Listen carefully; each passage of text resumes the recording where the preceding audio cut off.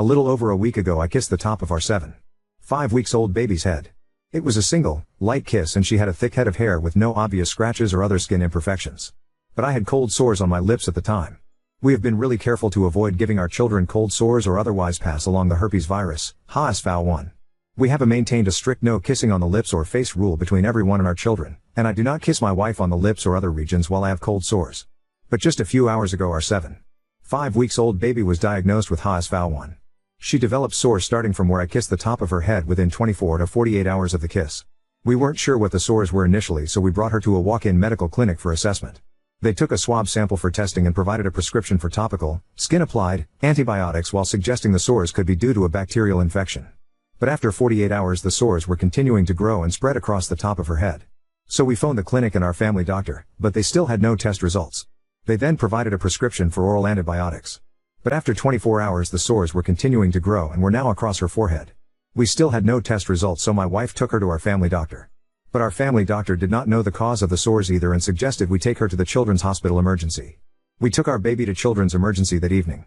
They took a look at the sores and listened to our concerns. They also took swab, blood and urine samples to try to determine the cause of the sores, bacterial or viral, and to determine if it had spread to other organs or systems. They tried to take a sample near the spinal cord as well to check if it was in her central nervous system, but they were unable to collect what they needed due to her small size, 10 pounds, and movement during their attempts. While waiting for the results from the hospital, we were informed that the test results from the walk-in clinic showed only a culture of normal skin bacteria. But the hospital staff told this could be due to them collecting the sample from the surface and not opening up the sore to collect. She was admitted to hospital and started on 4 antiviral and antibiotic medication. After spending 48 hours in the hospital we were informed that she has contracted HSV-1 and that the sores may reoccur in the same region it started originally, top of head, or around the mouth. Different infectious disease doctors gave varying options on where the sores may appear in the future. They told us that she will need at least a week of 4 antiviral as she is too young to take oral antiviral. My mom was infected with HSV-1 when she was in grade 6, likely from her dad, and was hospitalized for a month. Apparently they thought at the time that she would die from it due to the severity of the response. And my older brother and I both were infected with HSV-1 around that same age or younger from our mom, but we have had only recurring cold sores with no other major symptoms. I seem to get cold sores almost exclusively when I have a lack of sleep and thus put stress on the body, leading to a compromised immune system. Now our little girl has them despite our best efforts, and it breaks my heart. We are concerned about it now being easier to spread to our other children, and the possibility of it spreading my wife's breasts, which would affect her ability to breastfeed.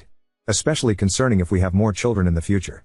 And I have found cold sores to be a cause of physical, emotional and social discomfort in my own life, so I am very sorry to have passed it along to my daughter. I had no idea that HSV-1 could be spread through contact with skin. Growing up I only heard of it being through mucous membranes, lip-to-lip kissing, sharing cups and utensils, etc., and a few years ago I read that it could spread to breasts or genitals despite not being HSV-2, genital herpes. Looking it up online now, I am seeing that they suggest not kissing babies under 28 days to avoid causing neonatal herpes. But what I was reading did not make it clear that kissing any part of the baby could spread the virus. The doctor stated it is possible to spread through kissing the top of her head, but prior to diagnosis said he would be surprised if it was HSV-1 because she was not under 28 days, she was 5 weeks at time of kiss. She was full term, healthy weight with no complications during pregnancy or postpartum. According to the info I found online, herpes on an infant or child can have life-changing consequences aside from the sores, such as blindness and brain damage, and can often be fatal. Apparently the majority of the general population likely has herpes, but a lot of people are asymptomatic, i.e., have never had any cold sores. And herpes can be spread within the body or to others whether or not there are sores present at the time, although it makes it more likely to spread to others if there are sores. My wife informed of a case, there is at least one article online from 2008 regarding it, where herpes had spread to an infant and they were hospitalized. But a week after the infant's sores were no longer present, the baby died due to the virus spreading within the body. So I am sitting here in the hospital full of regret over that single kiss, and hoping that she is able to make a full recovery. But I am glad that she did develop visible sores and that I suggested along the way that the sores could be due to herpes, because they were able to diagnose and treat the virus relatively early, which may have prevented it from spreading to other regions of the body. I am also glad that our baby was healthy on seemingly all account prior to this incident, because it would likely affect her worse had there been other compromising factors. And I am hopeful that effective and safe therapeutic and preventative vaccines for the virus will be developed in the near future. I do not want to cause unnecessary or excessive fear among others, but I want to share my experience and raise awareness of the risk. I wish I knew what I do now a couple of weeks ago. I would take back that kiss in a heartbeat. I would like to thank those who have shared their support, information and experiences. I appreciate your kind, constructive words and I hope you are doing well. Smile. I would like to point out the following regarding this post. 1. I am not a medical professional. My username was the first randomly offered username by Reddit and I didn't care to change it at that time. I did not mean to suggest that I am a paramedic. What I am and have been explaining is my current understanding based on my own research and experience and those of others who have shared. 2. Patches and medication may be available to you which can decrease the risk of spreading the virus or showing physical symptoms. It would probably be a good idea to talk to your doctor if having herpes causes you to have sores or seek therapy if it causes you depression. 3. If you are reading this at this point in time, chances are you carry the virus too according to some estimate/research. You often need to be tested specifically for HSV-1 to know whether or not you are a carrier due to the majority of people, babies and adults, being asymptomatic, never experiencing sores. 4. Having sores puts you at a greater risk of transmitting the virus to other people or having it spread to other locations on the body, but a lack of sores does not make those events impossible. And its spreading within the body is common for infants especially when left untreated and can often be fatal. One estimate shows a 25% death rate estimated for the United States currently even YTH treatment, or cause disabilities if it spreads to other organs or the central nervous system. 5. Infants may experience symptoms such as lethargy, exceptionally sleepy or fatigued and sluggish, difficulty breathing, irritability, high or low body temperature, having a larger abdomen size than normal, or seizures when infected with the virus. If an infant experiences these symptoms or what appear to be herpes sores are present, you should contact your doctor or seek emergency services immediately. 6. The virus can be spread through contact with skin on any part of the body, although infection is much more likely to infants, areas with damaged skin or open wounds, and mucous membrane areas, i.e., lips, mouths, breasts, genitals, eyes, noses and ears. 7. The virus can transfer to others without a person touching them directly. Sharing food, drinks, utensils, or otherwise contacting an infected area can transfer the virus. 8. Once infected, the HSV-1 virus remains within the body for life. This may or may not be true for all forms of herpes. 9. Stigma surrounding herpes and its transmission is preventing honest and open transfer of information on the topic. 10. Showing affection for those you love is natural and needed, but should be done in a manner that does not put yourself or them at an increased risk of negative consequences. 11. I kissed my daughter on the hair at the top of her head. She was born with a full head of hair which is still there and she did not have any obvious damage to the skin at that area. 12. I deeply regret kissing my daughter when, as a baby, and where, semi-exposed skin, I did, but I did not know that transmission through skin on any part of the body was possible. My understanding at the time was that active HSV-1 sores can transfer to others when the virus touches lips, breasts or genitals only. I do intend on discussing management of the virus with my doctor soon to see what methods may be available, safe, and effective for me and my efforts to reduce the risk of spreading the virus. My mom kissed us on the lips frequently growing up. We would kiss her lips and share drinks with her as long as she did not have an active sore. When I was 14 years old or so I told her I did not want to kiss her on the lips anymore. She expressed her sadness regarding these wishes and said that I must not love her anymore.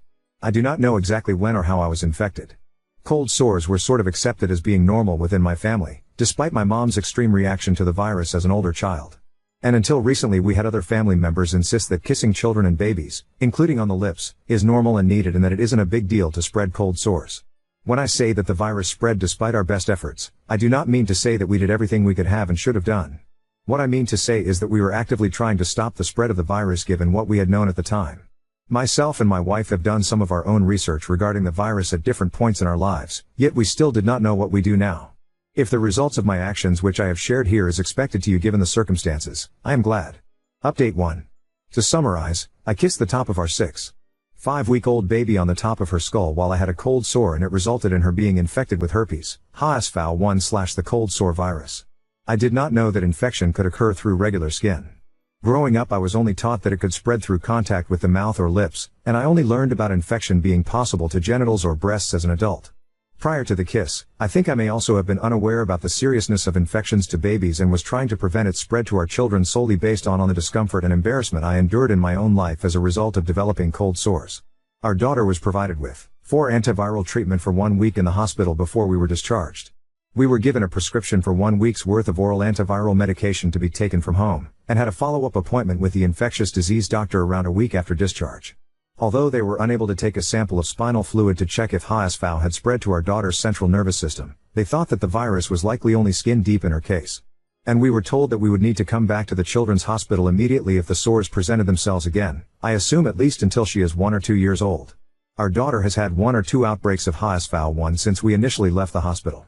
The first of those outbreaks was around 3 weeks after leaving the hospital and resulted in a hospital stay overnight followed by about 2 months of oral antivirals to be provided from home. And the other time was around 1 month after using up the antivirals from the previous outbreak, but the sore went away on its own within 24 hours. We were going to pick up antivirals for the last time, but all pharmacies were closed, so we decided to wait until the morning, but the sore was almost fully gone by the morning. Both recurrences showed up at the same location as the initial sore and kiss, top of skull. My wife met with an infectious disease doctor in February to discuss our daughter's case, and the doctor said that our baby got really lucky. There are limited treatment options and our baby's case was very minor compared to most. She seems to be a very happy and healthy baby. In my opinion, since she was about midway through her stay in the hospital, she seemed to be in a happier place and is still there as long as she isn't wanting to be held or nursed by her mom. My wife and I both agree that she has been the happiest of our babies. And she is just about to celebrate her first birthday. I have posted this story to a number of different subreddits to try to raise awareness, especially for parents or soon-to-be parents. Many users have expressed gratitude for the posts because they were unaware regarding the dangers of HSV or how infectious it is. So I am glad to have possibly helped prevent some similar or worse cases from occurring. A user also commented fairly recently on an older post of mine suggesting that I share it over and over because they think the information is valuable. Now on to second story. Wife invalidated my trauma by accusing me of lying about being our pet, and now I'm contemplating divorce despite being in love. I 27 male and my wife 26 F have been married for 2 years and have been together for 6. As context, I was repeatedly raped by my brother's babysitter when I was around 9. She would grope me, force me to remove my pants and then either stick my dick in her mouth or try and give me a handjob whenever my 4-year-old brother slept. Most of the time I was paralyzed and couldn't do anything to stop it. She would always buy me sweets or video games for my DS as a reward. So in a weird way I started growing attached to her and would try and seek the abuse if it meant getting her rewards. I knew whatever she was doing was wrong, but she would always threaten to take my life if I ever told my parents, so I never did while the abuse was actively happening. Everything stopped as soon as she graduated college and moved states. I only realized how fucked up the things she did to me were when I was around 14-15 and understood the concept of consent. When I tried to open up to my parents, strict Catholics, it never ended well. First, they blamed it on porn and claimed it corrupted my mind into imagining these things happening to me. If I claimed I was telling the truth, my dad would beat the shit out of me and my mom would ground me. I tried opening up to my friends, but their reactions weren't any better. My male friends just called me lucky and asked if the BJ was good. My female friends claimed I was just lying to get attention and laughed in my face. I learned to just try and forget the past and vowed to myself that I would never mention this to anyone again. Now on to last week. Me and my wife had heard some good things about this show called Baby Reindeer on Netflix from our friends. Going into it I knew it revolved around sexual abuse and stalking. In my mind I thought I was over the past and I could handle watching the show no problem. Big fucking mistake. At the end of episode 4 I was literally on the verge of tears and I felt all the supposedly forgotten memories come flooding back. At the end of the next episode I couldn't hold it in anymore. My wife paused the show and just stared at me. After a while I did finally manage to calm down a bit. She asked me why I was crying and I just let everything out. She said she was sorry, hugged me, and we went to bed soon after. I apologized to her the following morning for ruining our night. From the moment I let her know about the abuse I felt something change in our relationship. No more kisses when I came back from work and no more initiating anything intimate from her side. She wasn't mean or anything, but I felt like something was bothering her. I tried to apologize for maybe making her uncomfortable, but she would just claim there was nothing bothering her and I was just being paranoid. Yesterday me and my wife got into a pretty heated argument about her lying about taking out the trash, but during the argument she said something that floored me beyond belief. She literally said, "At least I'm not lying about being raped, you fucking narcissist." I literally couldn't process whatever just came out of her mouth. She tried apologizing right after saying that, but I just packed a few clothes and left to stay at my friend's house. She tried calling me several times since, but I haven't bothered picking up and have blocked her for time being. I know I might have trauma dumped on her and I know women aren't into that, but I just want some sort of acknowledgement/support. I don't have anyone left to turn to with this, and that's why I'm posting here. I've had 2 therapists to date and both didn't seem to help much. I'm gut is telling me to divorce her, but she's genuinely the love of my life. Throwing away 6 years because of this one moment doesn't sit right with me, but Ike. Wibta for divorcing her? Am I actually the asshole here? Update 1. Shortly after posting, I did decide to go back home. I had work the next day and didn't want to burden my friend with my marital issues any longer. Upon coming home I was met with her screaming at me for just leaving the apartment and ghosting her without having an adult conversation with her. I just let her know how hurt I was by the things she said to me and that I needed some time to myself to gather my thoughts. She tried arguing back with how there is nothing to think about and that I was being an immature crybaby. From that point onwards we have barely been on speaking terms. I know a lot of people are going to be mad hearing this, but the longer I thought about my marriage and my wife, the more I wanted to give her another chance. She wasn't perfect by any means, but neither was I. A lot of my past relationships ended as a result of my past catching up with me, but I really want to change at this time. She isn't the first partner/friend to have this type of reaction to what I went through. I know it's tough, but I feel like I just needed to bite the bullet if it meant keeping my sanity. I didn't want to start over again. After we somewhat started talking to each other again, I sat her down for a serious conversation and let her know again how hurt I was by everything she said. I let her know about all the ridicule I suffered as a result of me opening up and her having the same reaction, just reopened unhealed wounds. She just kept quiet until I mentioned couples therapy. She and started crying, but not for the reason I thought. I tried holding her, but she just pushed me away and screamed that I seriously thought about ending our marriage over some silly argument we had and that I was just trying to make up some sob story after watching Baby Reindeer for attention and sympathy. According to her, all of this was just too convenient to be believable. If it was real, why didn't I mention any of this throughout the 6 years we have been together? At this point even I started tearing up. I apologized for keeping this from her for so long and then tried reassuring her that I in fact wasn't making this up, but she just slapped me and stormed off to bed. That was a week ago and I have been sleeping on the couch ever since. Whenever I try to speak to my wife, she just makes snarky comments towards me and just storms off. I just cry myself to sleep most nights and just wish I never fucking watched that show. None of this shit would have happened. I currently don't have the money for therapy and just feel lost. I don't want a divorce. I want to try and make this work, but this whole mess is just so draining. I'm not in contact with my family, so I don't have anyone I can turn to with this. How would you guys move forward in this situation? Update 2. I realized that I was definitely in an abusive relationship, and even though I wanted to make the marriage work, she has shown zero willingness to change her attitude towards what I went through. 2 days after posting my update, I contacted a lawyer and filed for divorce. I gave her plenty of chances and she has time and time shown me that she won't even acknowledge my trauma, let alone show me any form of support. I initially kept everything a secret and slowly started preparing my assets, savings, joint bank accounts, etc. I did finally tell her about me filing for divorce and she didn't take it well. She tried fighting it and claimed I will never find anyone else that's willing to put up with a giant pussy who can't even admit he wanted whatever happened to him. According to her, no woman is willing to put up with an attention-seeking crybaby like myself. I'm not going to lie. What she said got me, and for a brief moment I considered halting the divorce, but after she came home drunk one night and berated me for an hour straight, she snapped me back into reality. I don't know where the woman I fell in love with went, but that wasn't her. Looking back now, she'd given me plants of red flags, but I just ignored them for the sake of being loved for once in my life.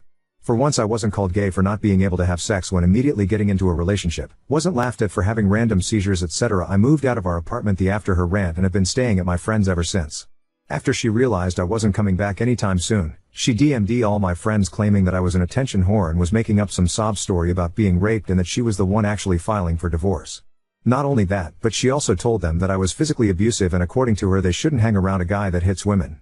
Most of my friends just immediately called me names, told I failed as a man and blocked me. The friend I'm currently staying with seems to be the only person on my side.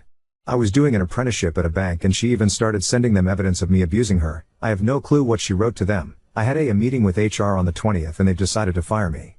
I tried fighting it, but they just said that I wasn't worth the hassle. I'm now back doing construction, don't have a proper education and have lost almost all of the people I'm close with. I'm just beyond tired at this point. Not angry, not sad, just numb. I feel like whenever I try and take a step forward, I take 3 steps backwards. Maybe I am just this unlovable and pathetic. Maybe I deserve all that's coming to me. I just don't know anymore. As stated by the title, this will be my last post. Reddit has given me so much great advice and made me realize so many things, and I'm beyond grateful for every single one of you who helped me, but it's also destroyed my mental health. For every 50 positive and supportive comments and DMs I've received, I've had one person say the same things I've heard all my life, and I've let those people get to me. A lot of people ask me why the hell I have such strong feelings towards my babysitter giving me blowjobs. First of all, I was 9 and she on multiple occasions threatened to take my life. Second of all, I left a lot of the other details out of my post because those memories are just too painful and I didn't think it was relevant for the purpose of my original post. I'm going to mention them here since I've nothing left to lose at this point. She would shove things up my ass like cucumbers, pens, etc. She would regularly hit me in the balls to punish me for disobeying her. She would dress me up as a girl and would force me to dance for her and pose in suggestive positions. There were times where I couldn't walk properly because of the things she did to me, and I got ruthlessly bullied in school as a result. How would you guys navigate my situation? Any advice would be appreciated.